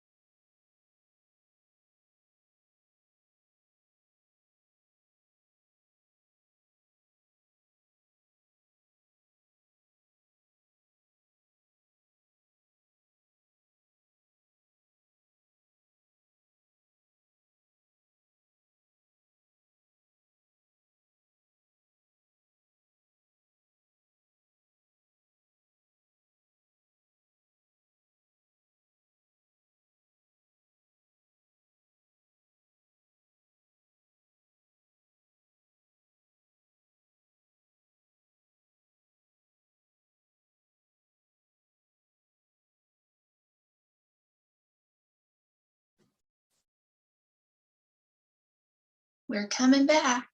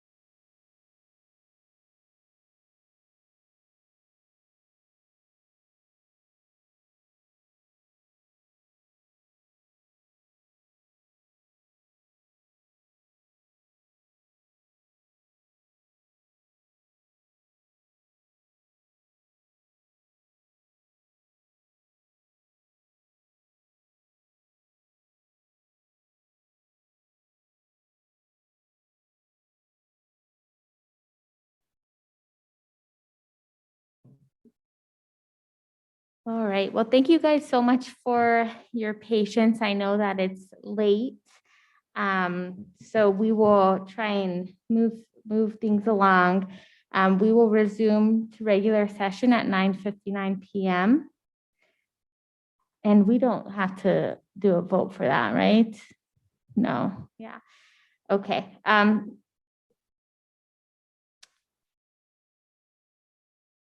And we don't have to vote on anything there. So we'll move on to item I1. Are there any board reports and requests? Yeah, I want to request a presentation and we have talked about this, Dr. Weeks, of the desegregation funding. Like you said, it's a beast, and every time I just hear it, it's just like I'm learning more information. And so I think that would benefit the full board and also just especially me too, because I know that's part of our budget. But I would like to request that. And then another thing is I know you already have it in the works, but just requesting what you already talked about is the more information on the GPLAT process. I know you have the Phoenix Out history and how that's intertwined, but also specifically, and I know you already have this in the works, is the representatives from the city to come explain that to us.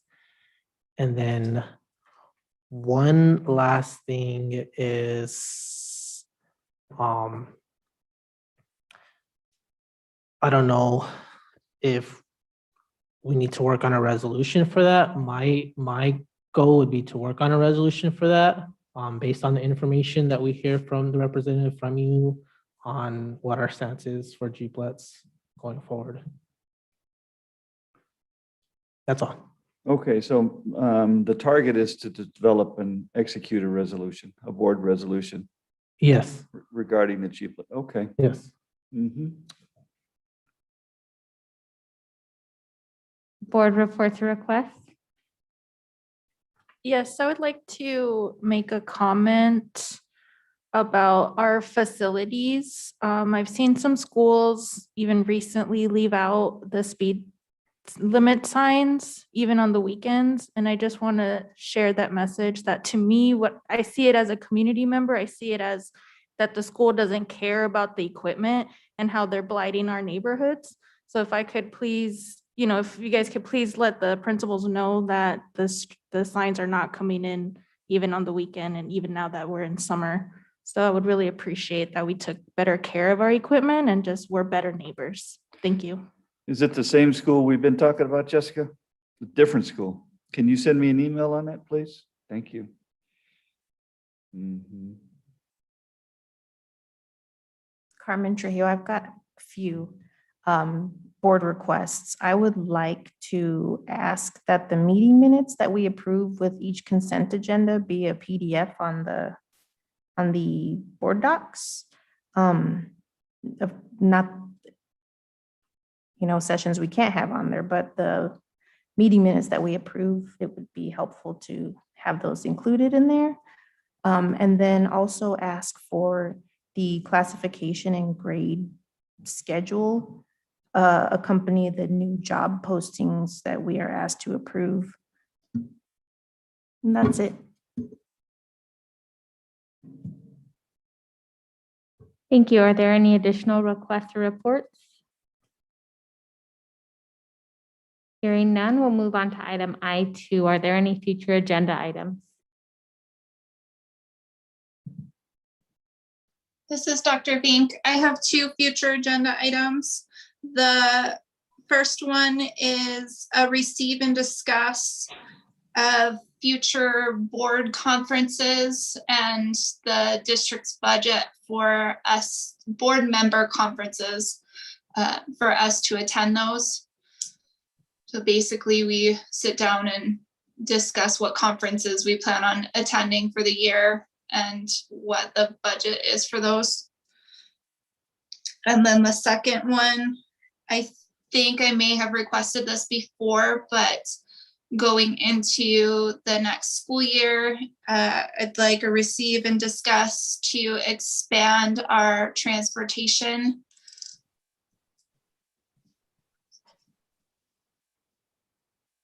That's it. Thank you. Are there any additional board agenda items?